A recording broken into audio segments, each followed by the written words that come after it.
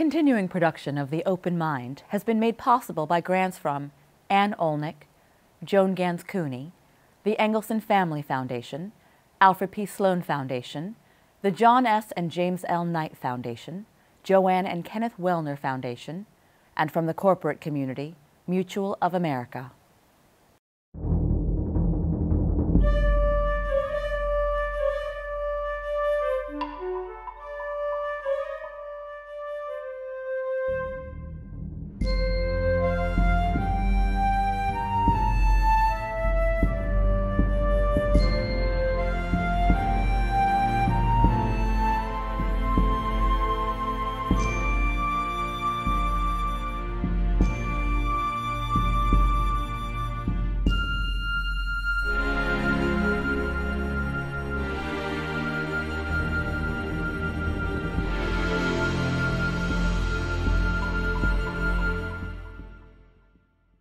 I'm Alexander Heffner, your host on The Open Mind. Today we invite our viewers into an enthralling space exploration with two leading scientists, co-authors of Chasing New Horizons, inside the epic first mission to Pluto, an intimate guide to what our guests describe as the greatest exploration project of contemporary space travel. Dr. Alan Stern is principal investigator of the New Horizons mission, which leads NASA's exploration of the Pluto system. A planetary scientist, space program executive, and aerospace consultant and author, Stern has participated in over 24 scientific space missions. Dr. David Grinspoon is an astrobiologist, award-winning science communicator, and prize-winning author. In 2013, he was appointed the inaugural chair of astrobiology at the Library of Congress. He is a frequent advisor to NASA on space exploration strategy and is on the science teams for several interplanetary spacecraft missions. Welcome to you both, gentlemen. Congratulations on this book. Thanks very much. And on the successful mission. It's really astounding how this machine that you designed has, as you just said, explained to me, traveled the depths of the solar system, unlike most any other objects. Tell us about the origin of this exploration. Well, it started back in the 1980s when we started to learn enough about the Pluto system that it started to merit actually sending a spacecraft there to study it up close.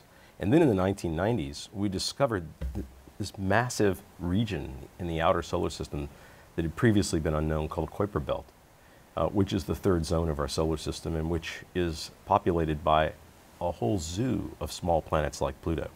So the National Academy of Sciences ranked the priority for this mission to be very high to go study that new class of planets and that new region of the solar system. Our team won a competitive effort and built New Horizons and launched it in 2006, and it's been flying across the solar system to the very frontier ever since. With photographic evidence on Twitter disseminated to all of us here on planet Earth, right? Yeah, that's one of the wonderful things about 21st century planetary exploration, and in particular this mission, unlike no other.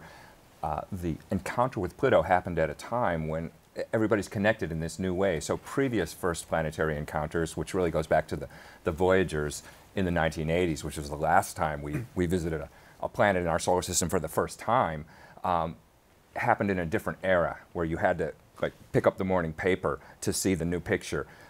This time for Pluto, they were instantly on the internet and people were sharing, and it was a sort of worldwide wave of the pictures and the excitement spreading in this connected way that was completely new. And that was one of the really sort of surprising and fun things was this instantaneous global reaction when we got to Pluto.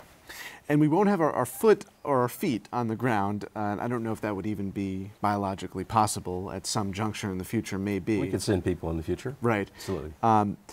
What were the implications in terms of, I like that idea of astrobiology, right? What is relevant to the human experience about Pluto, and what can it tell us in the long run? There are a couple of things that we learned that I think are directly relevant. One is that this little planet it's so far away and so cold and so incredibly old, actually has many parallels to the Earth. Glaciers that have avalanches that flow just like in Greenland, clouds in the sky, hazes in the sky, mountain ranges as big as the Rockies. And we believe we have pretty good evidence that down under the surface, there's a global ocean. And it could harbor life. And in the future, we could send missions there to actually look for that. Pretty amazing.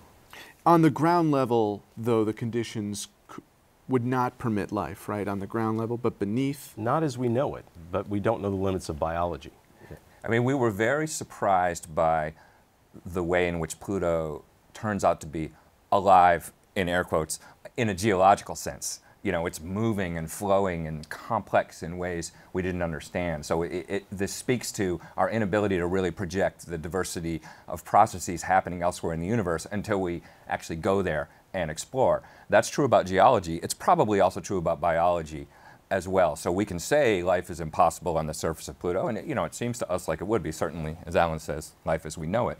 But I think we got to be careful when we use the word impossible when we're talking about other planets, because we keep getting surprised. And certainly now we have discovered, we think, hints that Pluto on the inside has conditions that actually might be able to support life. What did you make of the earlier reclassification of Pluto as the dwarf planet, and what do your findings, again, correct me if I'm wrong, but you're largely relying upon photographic evidence that is very textual, granular. Did that, I believe the reclassification predated the more intimate pieces of evidence? Absolutely, that was a decade ago, and really the pendulum is swinging back in the other direction. As planetary scientists, we recognize that the small planets have all the attributes of planets that are larger than them. The same way that a Chihuahua is still a dog, even though it's very small. Right. Pluto's about the size of the continental United States, so it's not a small object at all. And with all of the types of geological features and atmospheric features and 5 moons, I think most planetary scientists, the real experts in this area, consider the small planets, including Pluto, to be full-fledged planets, just smaller. What manually, and in terms of its own makeup, the chemicals and the properties, had to be constructed in order to withstand all the challenges that were some unknown variables? Well, the spacecraft had to be designed to withstand the rigors of launch, the very high acceleration, and then exposure to the space vacuum, to pretty warm temperatures when it was leaving the vicinity of the Earth, close to the Sun, and then extremely cold temperatures all the way out at Pluto, 3+ billion miles away. Inside the spacecraft are all the systems that it requires to go on that journey. So guidance systems, computer systems, thermal control systems, communication back and forth to the Earth. And then on the outside of the spacecraft are thrusters, both to change the course and to change the way that it's pointed, and 7 scientific instruments, the telescopes, cameras, spectrometers, and so forth, that are used to study the flyby targets, like Pluto. And when you think about the table of elements and what had to be contained within the craft to not dissolve or explode, what is it made of? Well, it's made out of a lot of the same components that that machines on Earth are made of. Computers and so forth. Silicon and aluminum, and but they're just a lot of it had to be sort of hardened and built in a just incredibly reliable way. But there are some unusual components too. For one thing, there's a plutonium power source, because when you're operating that far from the sun, you can't use solar power. And the plutonium itself introduced huge challenges for the project, because when you read the book, you realize that there was a ticking clock. This thing had to be launched in a hurry because there was a window where Jupiter was in the right place to sling it on to Pluto, and they couldn't do it at all if they didn't launch by this certain window. But the regulatory challenges alone to get the permission to launch plutonium, as it should be, are very stringent. And there was a real question whether that would happen on time. And then the lab making the plutonium, Los Alamos, shut down for a security breach. Had nothing to do with the spacecraft. It was just bad timing. And there was a real question of whether that plutonium would be ready on time. So there's some unusual components. There's also Kevlar blankets, the stuff they make bulletproof vests out of, surrounding the spacecraft to protect it in case it hits even a tiny bit of, in interplanetary space, a tiny micrometeorite. At that speed, when you're moving 30,000 miles per hour, the smallest thing, something the size of a grain of rice, can explode with, it's like heavy ordnance at that speed. So it's got these protective blankets surrounding it to protect from that possibility. You identify the human and chemical challenges to achieving this, which you chronicle in this book. And it was quite an impressive and mammoth undertaking. For our viewers who are interested in space exploration and see it both for its scientific good and as a source of human and intellectual creativity and lifeblood, who were your allies in this process? People rarely see that inside story. The book does tell that, but it also tells the very human story of young scientists with a dream to go and explore the next planet that's never been explored, and how they marshaled the scientific community and ultimately the National Academy of Sciences to back that and provide the input to the political system, and then how we competed with other teams that also wanted to fly the mission.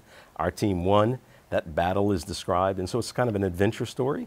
Then we were against this ticking clock that David described to get the spacecraft built very quickly for a very special launch window to use Jupiter to accelerate the spacecraft to high speed.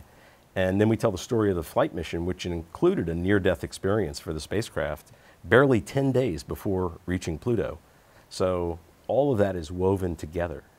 Tell us about that, the nearly fatal Yeah, and that's event. actually that's the way the book opens, with this event. And Yes. it took place on exactly 10 days before the flyby that had been planned for 15 years.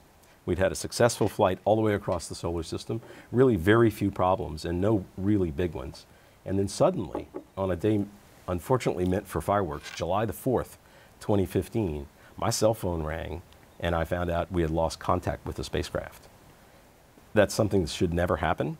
And in the history of spaceflight, usually when it does happen, it means something catastrophic, like an explosion has taken place, or we might have hit something. As it turned out, our main computer, had been overloaded by some of the instructions that had been given and had to reboot.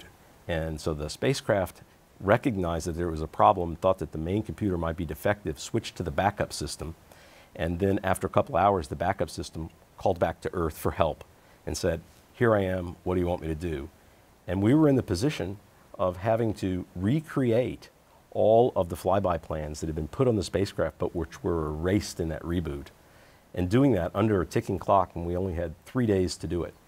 And our mission operations and engineering teams swung into action. And I'll tell you, Alexander, it was just like in the movie Apollo 13. 24/7, running the procedures on the simulators, people sleeping on desks and on hall room floors, living out of vending machines to get this done, because that spacecraft was going to fly by Pluto in 10 days, whether we had it ready to make the observations or not. And one factor that made this episode particularly harrowing was, at that point, when you're almost at Pluto, you're 3 billion miles from Earth. So at the speed of light, it takes 4.5 hours to get a signal to the spacecraft. So that's 9 hours round trip, just to say, "Hey, are you okay?" And then you wait 9 hours and the spacecraft goes, "Yeah, I'm alive, what should I do?" And then it takes another 9 hours to send the next command. You don't have very many of these 9-hour blocks left before you're going to get to Pluto, and it's either going to be fixed or not. So it was very tense, and it really was like a scene out of a movie, that the team did what they needed to do and got it on track with hours to spare. Amazing. Well, a lot of troubleshooting went a long way in protecting your mission. The spacecraft is in hibernation mode at the moment. What does that mean? We're on a one-way exit of the solar system, making studies of other objects in the Kuiper Belt, much smaller objects, the kind that Pluto was made from. And we're on our way now to intercept one of those with a very close flyby on New Year's Eve and New Year's Day at the end of this year. We are flying towards it in hibernation, so the spacecraft is taking care of itself. We're not operating it day to day from mission control. But we'll wake it up on June the 4th and take it out of hibernation, start preparing the spacecraft for that next flyby and that next set of exploration. So did we glean anything, before I ask you more specifically about what we've learned as it relates to Pluto, did we learn anything about the preceding So the planets? big encounter before Pluto was Jupiter, because the challenge of getting to Pluto, it's a long way to go, and 9 years is actually a pretty fast trip there. And the way it got there so fast was, first of all, it was the fastest launch ever off of Earth of any spacecraft. But you don't launch at Pluto, you make a beeline to Jupiter. And the reason why is because Jupiter's huge gravity, then if you hit it just right, slingshots it out to Pluto. But that Jupiter encounter was very valuable. It was about a year after launch, so a relatively quick trip to Jupiter and then a long trip out to Pluto. But the Jupiter encounter allowed the team to, first of all, practice a flyby before they got to Pluto, so they could make sure the spacecraft was working and make sure their team had the procedures down and the instruments were working. They knew how to do everything. But it also was a very scientifically interesting opportunity to visit Jupiter quite some time after we had had a spacecraft there, and they made some really cool discoveries. They actually, one of the moons of Jupiter is very volcanically active, a moon called Io, and they actually, sort of fortunately, were able to make a movie of a volcano blasting off on the surface of Io, just as New Horizons was whipping through the Jupiter system. And so there were some really cool discoveries at Jupiter, and then there was this long trip to Pluto where they didn't really go near anything, and it was mostly hibernating. Although we crossed the orbits of Saturn and Uranus and Neptune in turn, the planets weren't anywhere near. They were in other portions of their orbit. So we had this long 8-year journey from Jupiter in 2007 to Pluto in 2015 across this gulf of space, 2.5 billion miles. It's almost impossible to imagine how far that is. Traveling almost 1 million miles per day, in which we didn't pass anything. We're just out in the wilderness of the solar system. And you say ultimately this spacecraft will descend into beneath, well, it's sort of an inaccessible... It's moving fast enough so that it will escape the sun's gravity entirely. And that's very rare. Most of the spacecraft we send around the solar system end up in orbit around the sun or crashed into the planet that they're investigating. Only 4 previous spacecraft have been on trajectories where they actually escape the solar system and wander the galaxy. The 2 pioneers, 10 and 11, and the Voyager spacecraft, which in a way were sort of the predecessor for New Horizons. They made it as far as Neptune, but didn't explore planets beyond that. Now New Horizons, after Pluto and after this encounter with Ultima Thule on New Year's Eve, is going fast enough that it's going to keep going. And it will be the 5th human-made craft that will actually leave the solar system and just wander forever the galaxy. It's going to outlive not just the human race, not just, it's going to outlive the planet Earth, because nothing happens to you when you're out there. There's no, you don't intersect anything, there's no weather, there's nothing. So we have these few relics of our civilization that will literally last forever, and this is now one of them. And at a certain point, it will not be trackable. I mean, you will not get the reading back. Is very healthy now, and it has plenty more exploring to do, but it's only got a certain amount of fuel and a certain amount of power in the nuclear battery. And we use those up, they're consumables. And sometime in the late 2030s, we'll get to a point where there's not enough power to run the radios to communicate back to the Earth and the main computer. And at that point, the mission will have to end. So you're making the argument to the new NASA administrator about the next phase of this project. I know it's not complete yet, but I want to give you a chance to reflect on answers to questions that you ask in Chasing Horizons. There were questions that were just for your learning about Pluto that were not accessible, and you had hoped. We touched on whether Pluto is internally active. You've explored the surface composition. You've assessed a comparison against, or contrast against Neptune and its moons. The ultimate human benefit here back on planet Earth, when you think of the nature of Pluto and its relevance in the solar system, and the next voyage, whether that's back to Pluto, whether that's an unmanned craft or a manned craft, what are you hoping will lead you to the next mission that will sort of be the impetus to continue these journeys? Let me first say, I think that there are 2 major contributions that New Horizons has made. And one is this new knowledge, this first mission, not only to the Pluto system, but to the Kuiper Belt and to this whole new class of planet that's so populous in the outer solar system. And you know, one of the great things about NASA and the U.S. space program is that that knowledge is made available to people everywhere on the Earth, for all mankind, so to speak. But secondly, this mission, more than any modern space mission engage the public in ways that had never been seen before. I think it shows that the public really loves going new places and seeing new things, and loves the sheer joy of exploration. And we know that we hear from school children all the time that they want to go into science and engineering careers. Kids write that they saw the exploration of Pluto, and now they want to do something like that in their lifetime. And we need scientists and engineers to power this economy. So I think that's a very powerful outcome from a scientific space mission. Mm-hmm.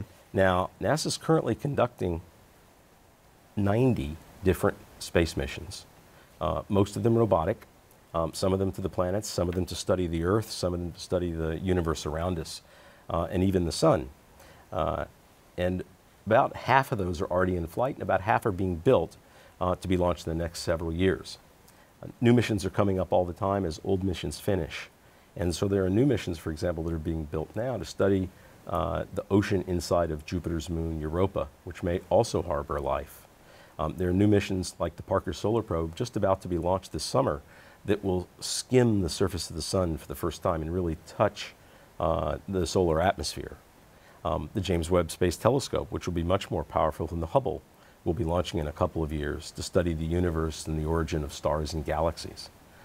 These are just 3 of the many missions that NASA is now building, but one of the things that we'd like to see is a return to Pluto with an orbiter to study it in much more detail, to bring much more advanced scientific instruments and to stay, not just to fly by and glimpse it, but to stay and map it and study its satellites and its interior and look for that ocean and really rewrite the textbooks that New Horizons first wrote. Because, you know, one thing that's tantalizing about knowing Pluto the way we do now, we had this close flyby of one side of Pluto, and it turns out to be incredibly interesting. There's this heart-shaped huge geographic feature that's made of fresh flowing nitrogen ice, you know, basically glaciers on the surface of Pluto surrounded by these towering icy mountains and, you know, just a lot of like scientifically and aesthetically really astounding terrain. And then there's the other side of Pluto, which we only photographed from a great distance because Pluto's turning on its axis and you had to fly close by one side. So we have vague pictures of the other side that we got from a telescope from the spacecraft when it was much farther out before the close encounter. So we need an orbiter because now we want to see the rest of it in that kind of detail now that we know how interesting it is. And these results are fascinating enough to make us realize we need a more in-depth and longer-lived stay at Pluto to really answer the questions raised by New Horizons.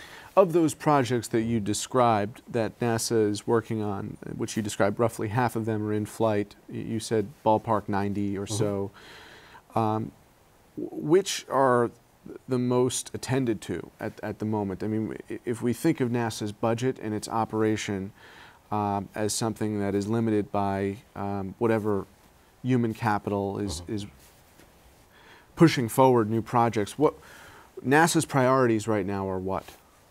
Well, NASA has a whole series of priorities to study the Earth and the universe. But principally as it pertains to planetary exploration, I'm just wondering where the next trip to Pluto configures in relation to some of the other planets we've talked about. That's a hot topic right now because there's this process called the, you know, these decadal surveys where the National Academy of Sciences ranks missions. Right. And when you read Chasing New Horizons, you realize that was an important part of the story of how New Horizons got selected in the first place. It has to rise to the top of this ranking where there's a lot of people competing for their priority. You know, there's the Mars people and, you know, the people, everybody wants their mission. So Pluto had to rise to the top of that set of priorities, and it did.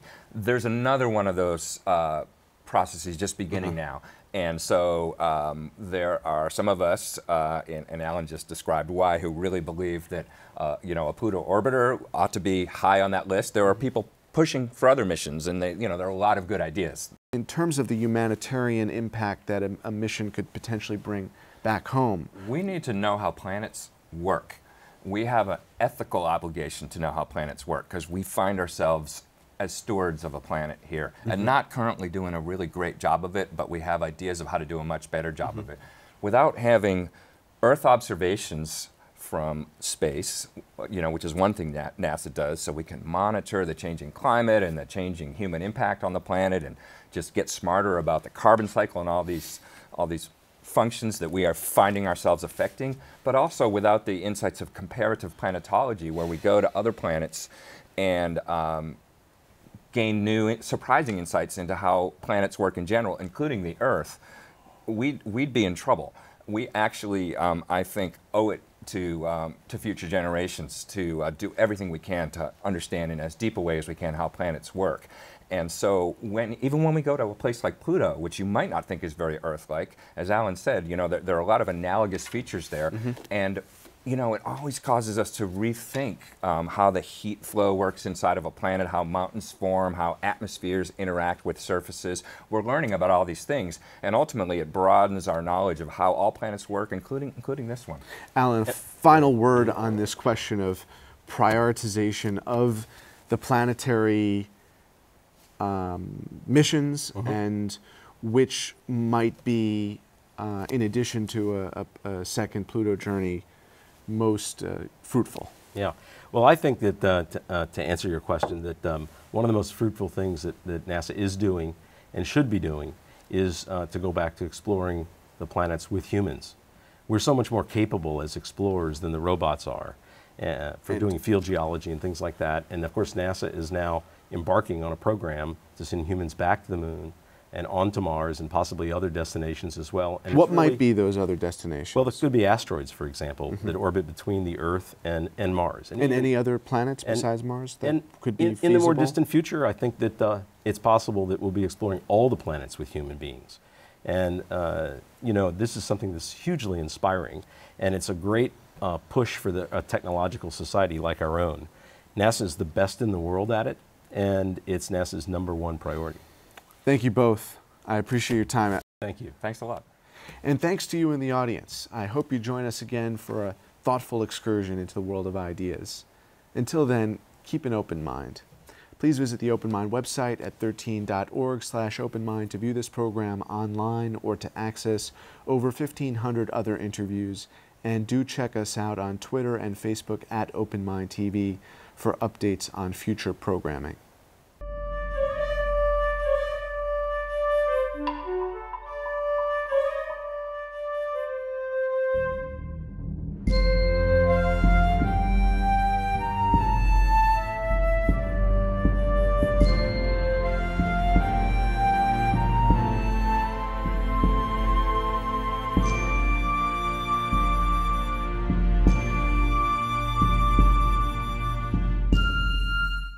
Continuing production of The Open Mind has been made possible by grants from Anne Olnick, Joan Gans Cooney, the Engelson Family Foundation, Alfred P. Sloan Foundation, the John S. and James L. Knight Foundation, Joanne and Kenneth Wellner Foundation, and to the corporate community Mutual of America.